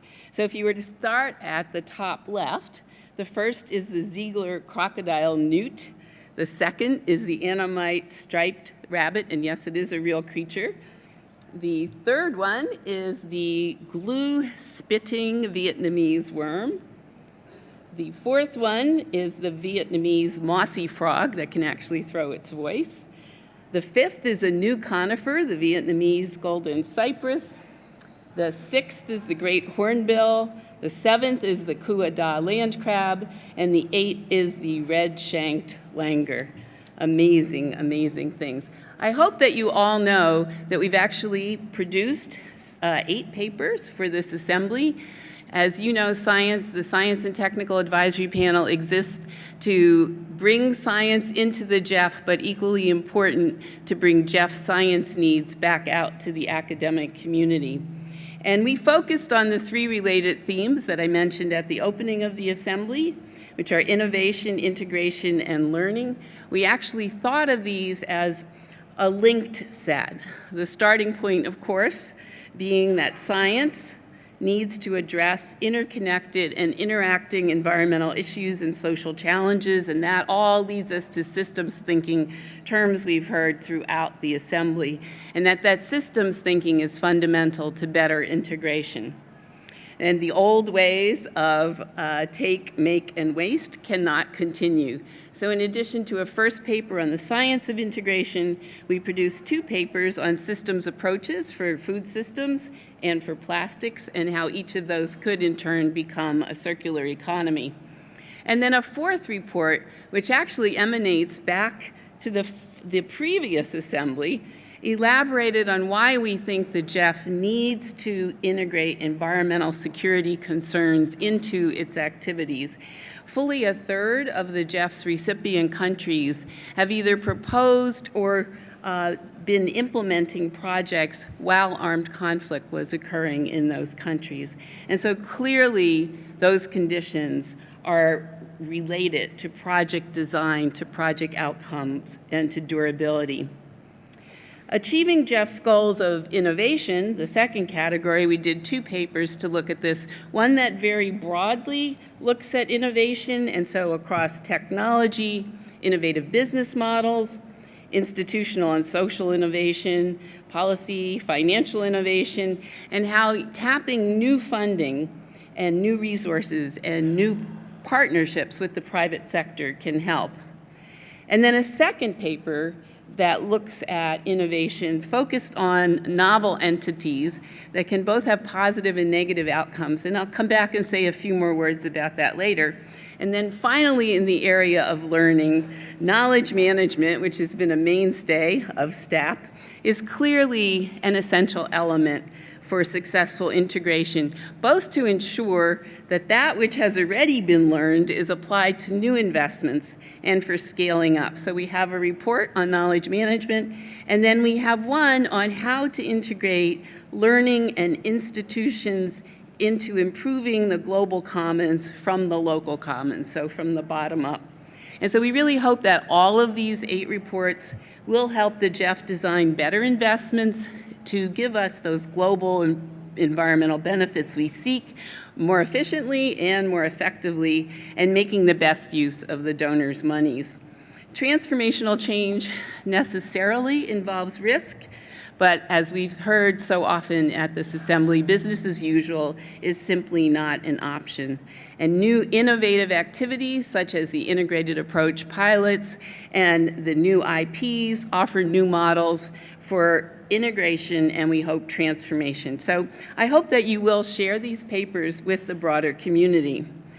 So we did something a little different. What we did is we took a look as we went to all the round tables and tried to put them and fit them in those 3 categories of integration, innovation, and learning. And this is not exhaustive, but just to give you some examples.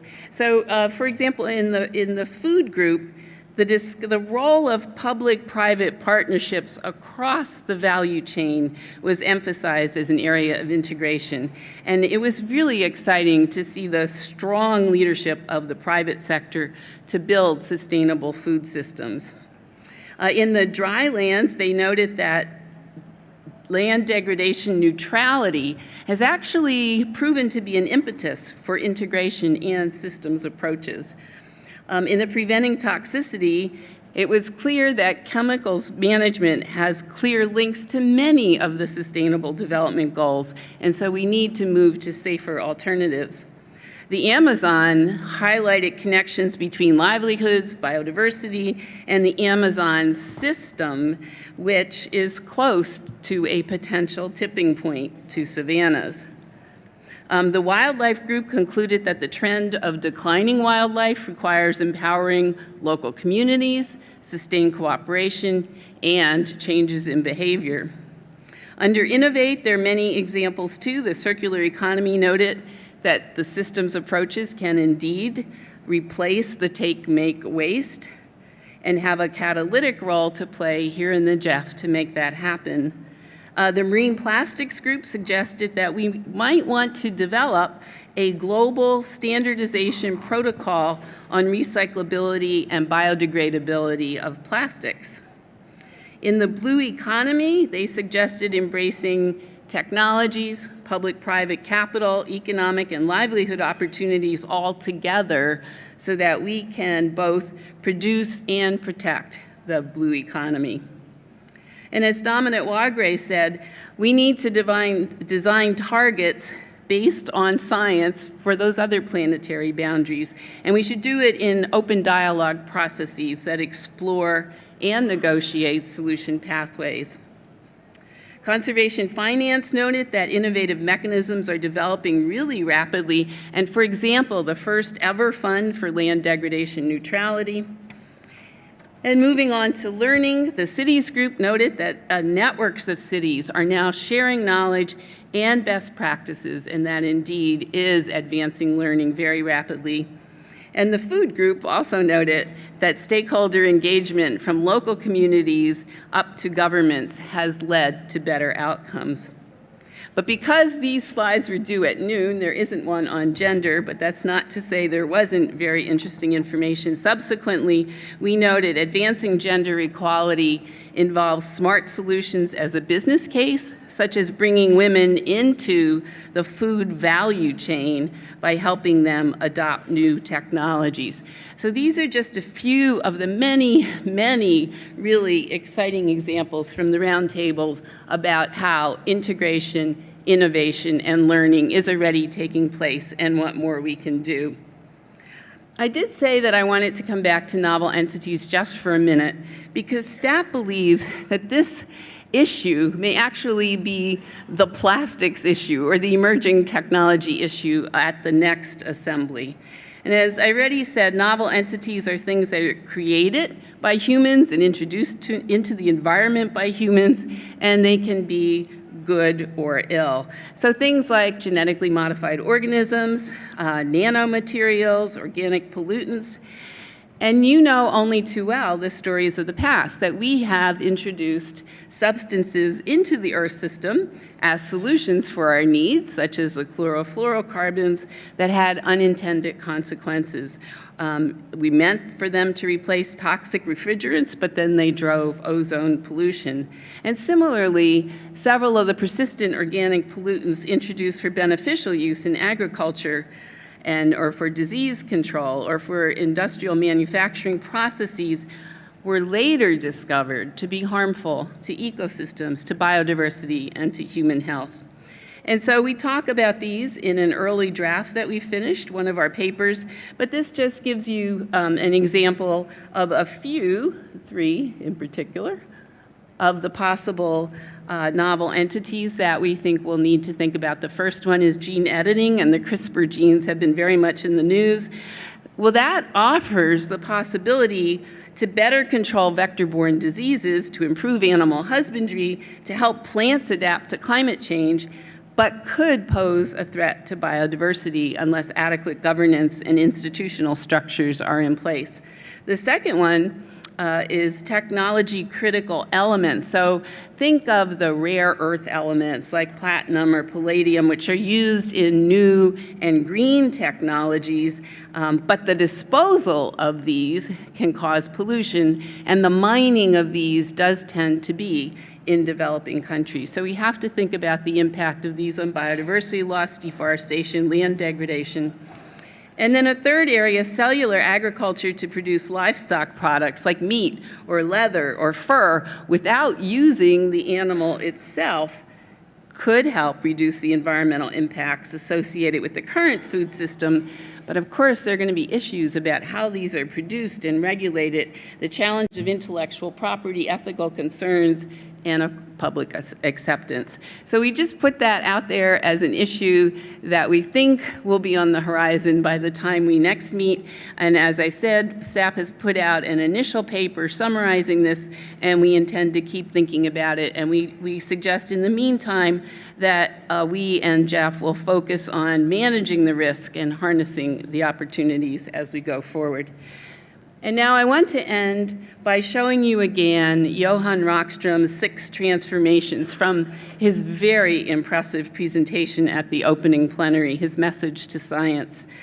So the digital revolution is one of the transformations we need to have a chance of staying within the planetary boundaries. Yes, biotech and nanotech offer us great potential for environmentally sustainable development, but we do need to be mindful of the importance of ensuring first that we do no harm. And on two of the other transformations, the food, biosphere, water, and oceans, and the sustainable consumption and production, I believe the GEF is very well placed with a plethora of good ideas on how to catalyze transformational change, to respond to the guidance from the multilateral environmental agreements, and to contribute to the successful delivery of the Sustainable Development Goals. So for its part, STAP will continue to bring policy-relevant science to the GEF to ensure the foundations on which it invests remain scientifically and technically sound. And as I said in my remarks at the opening session, you know, GEF's leverage can be transformational, and that I really do believe that GEF can be like Archimedes' lever, and he said, give me a lever and I can move the earth, and we must indeed move this earth off of that unsustainable trajectory and into a tipping point of sustainability. Thank you very much.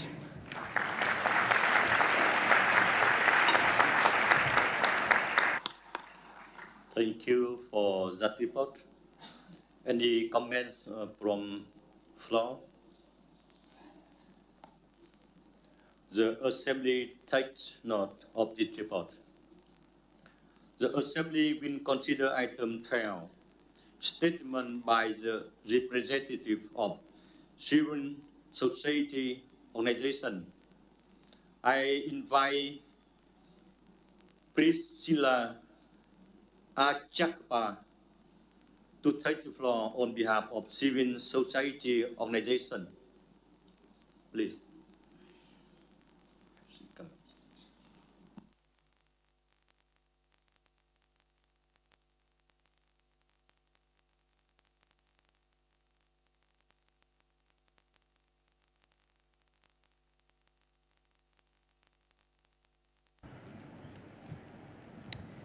Mr. Chairman, Excellencies, distinguished guests,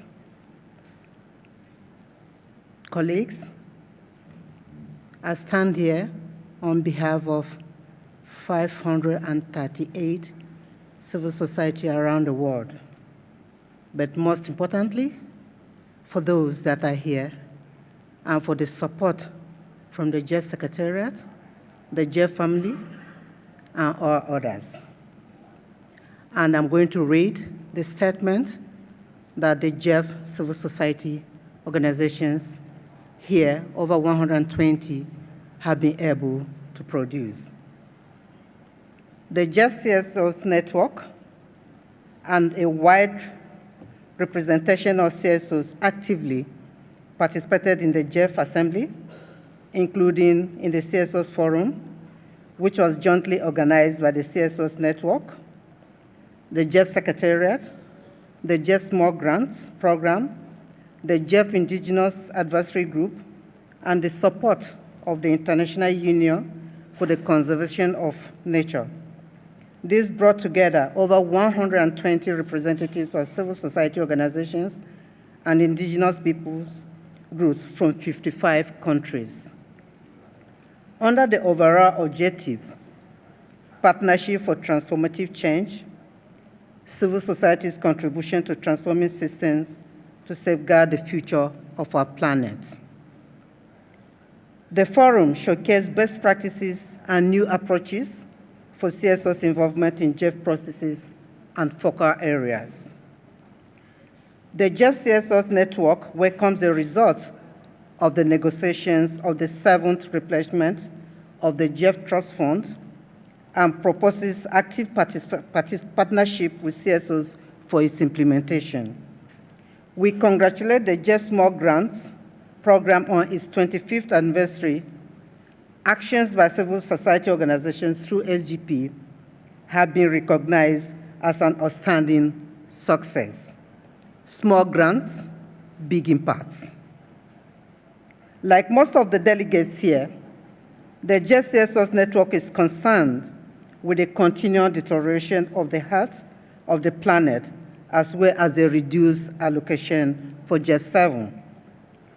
Recognizing the expertise, experience, and competencies of CSOs, their further involvement will have a positive impact on GEF 7 targets.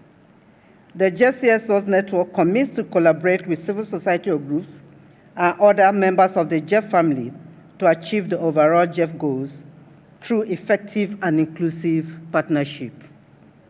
We propose for GEF 7 strategy to give higher priority to incorporating innovative mechanisms such as circular economy with the involvement of civil societies which have in-house expertise in these areas. Having said that, the civil society recommends the following. Partnership between GEF and civil society organizations are key to achieving the ambitious targets of GEF 7 and related policies. GEF secretariats, agencies, CSOs, and operational focal points need to implement the new stakeholder engagement and gender equality policies as soon as possible, including allocation of necessary resources and support for promotion and strengthening capacity. We call for GEF to make better use of the skills and knowledge of CSOs in environmental stewardship and also invest further in strengthening the mechanisms and capacity of CSOs in recipient countries to engage effectively in the implementation and monitoring of GEF processes and projects.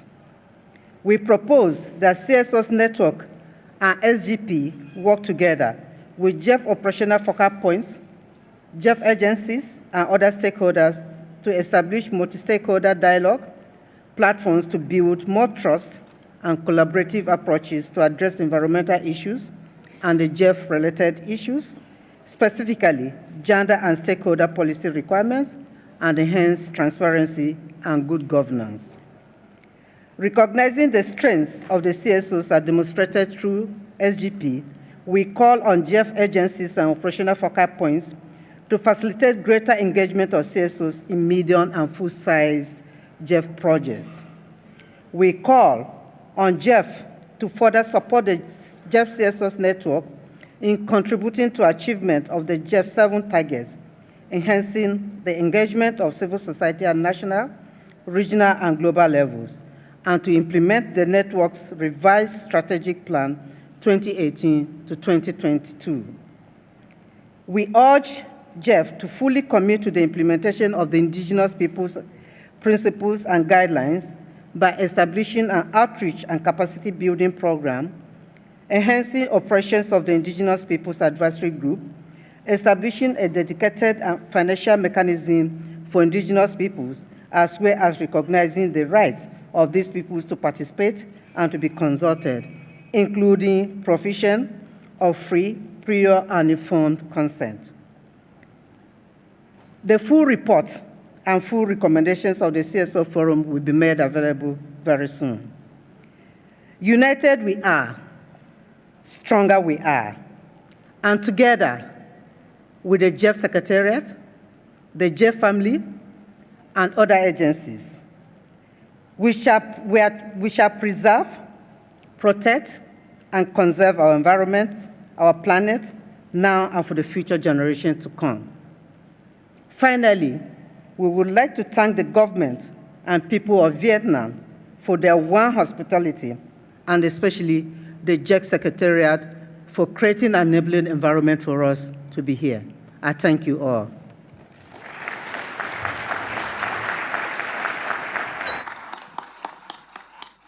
Thank you for the statement and call to action. Are there any comments from floor? Thank you. The Assembly takes note of this statement. We have therefore concluded the main item of the agenda for the 6th Assembly of the Global Environment Facility.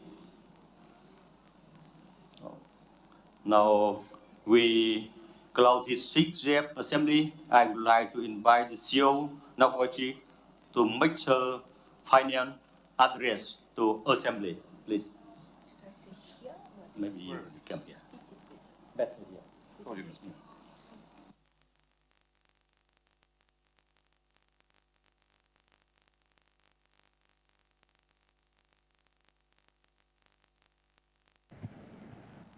Good afternoon, everyone. Again, it's me. In my opening remarks yesterday, I said that this assembly comes at a defining moment for the future of our planet and its people. I also said that our only chance to avoid disaster is to transform our key economic systems, our food and land use system, our city and energy system, and move on to the circular economy, and to find a good way of taking care of our ecosystems or our natural capital. I also said that until now, things have not been changing fast enough, and I said how we could really find a way to break through this kind of stalemate. The past 2 days have been full of discussion about how the GEF can best help accelerate this change. We have had 14 roundtables on many issues that are important for the global environment. We were also blessed by that very insightful and encouraging statement by political leaders and the leaders in the global community on the first day morning session. I listened to those statements, discussions at the roundtables, and I thought it was very interesting that I had many similar things. One clear message was that we must de-silo ourselves. As Paul Polman said in his opening, if you want to go fast, go alone. But if you want to go further, let's go together. So we need to build broad coalition of diverse stakeholders who share the same goal and who works together to get things done. The assembly marks the end of GEF 6, but it also marks the beginning of GEF 7. And I'm really excited to work with all of you to implement GEF 7 and to take forward the many good inputs and ideas we have received for the last 2 days. I am convinced the Assembly has convinced me even more that the GEF can play an extremely useful and important role to catalyze the change we all need. Before I end, I'd like to thank all the people who helped make this assembly very, very successful. First of all, my huge thanks goes to Government of Vietnam for hosting us, to the Prime Minister for attending personally the first day morning and addressing us, to Minister Ha, Chairman of this Assembly, and all his staff in Ministry of Environment for their excellent leadership, collaboration, and support. My thanks also goes to the co-chair from Norway and Mali of the Assembly who managed this very, very tough task. I also would like to express my appreciation to the city of Da Nang, and also not least for wonderful volunteers. I'm very sure all of you may have been helped in some way or another for the last 2 days by those young, beautiful volunteers. They have been everywhere and fixed everything, and always with a very nice smile. I also would like to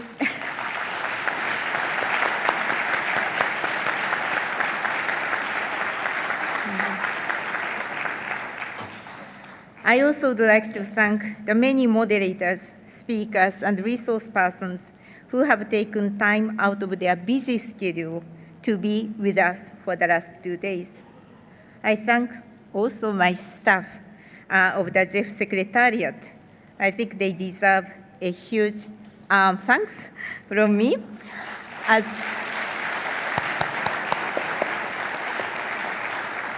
we, GEF Secretariat, is a kind of small organization, but for the last 2 days of the assembly, proven that we, the small GEF, can take on the very big things. Thank you so much for my staff.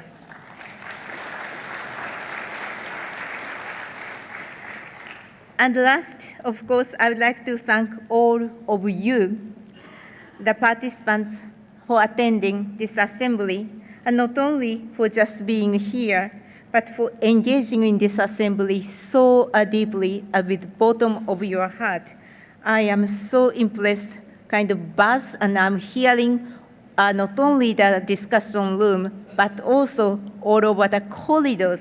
That kind of engagement really made me very happy, and I'm quite confident that for the next 4 years, we will have a very, very successful GEF7. We just want to need to build on all the engagement, courage, and passion you gave us for the last 2 days.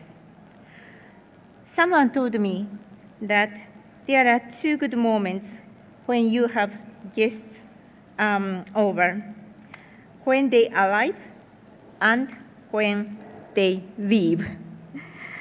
I am extremely happy that you all came here, and it has been such a fantastic assembly. But the truth is that I'm also very happy that we are now ending this last 2 days.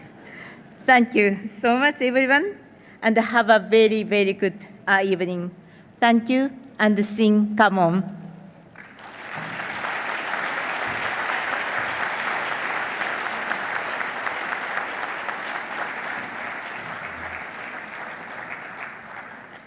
We thank you so much, Naoko Ishii, for a very comprehensive summary and the inspiration for our future joint work. Now I would like to have in my job to have conclusion.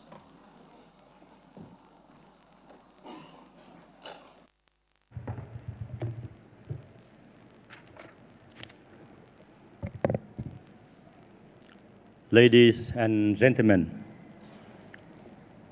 over the past 2 days, we have been working hard on identifying critical global environmental challenges and have reached important agreement on solutions to the global environmental issues by adopting key documents in this assembly. We have shown our strong commitment to working together on global environmental issues through a series of meetings over the last 6 days. I am inspired by the enthusiasm and commitment shown by all of us in joint efforts to address pressing problems, particularly those related to emerging issues such as marine plastics, with loss of biodiversity and climate change. Let us work closely to turn the agreements reached in this meeting into action for a more resilient, sustainable, and life-affirming planet for current and future generations. Ladies and gentlemen, to bring about the success of this assembly and related events, enormous efforts have been made. I would like to thank you all, the GEF member countries from all over the world, the GEF agencies, the CSO network, private sector, academic, community representatives, speakers, facilitators, and panelists for your great efforts and valuable contributions to our fruitful discussion and agreement. Of course, thank you, Madam Naoko Ishii, for your excellent leadership of GEF. Thank you, Mr. Adlan Hamar, State Secretary of the Ministry of Climate and Environment of Norway, and Madam Ida Keita Mibo, the Minister of Environment of Mali, for your invaluable work and highly effective and supportive vice chairs.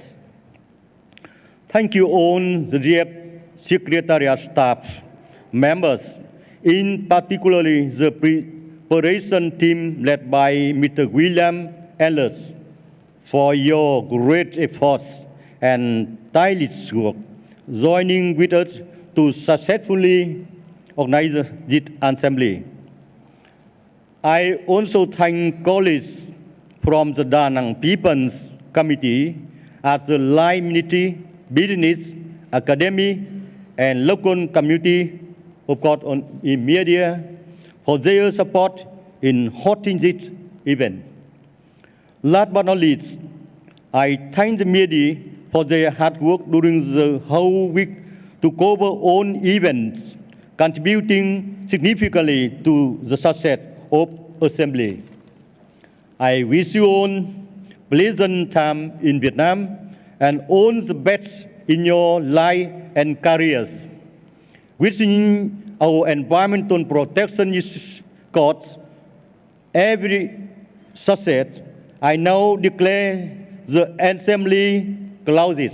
Thank you very much.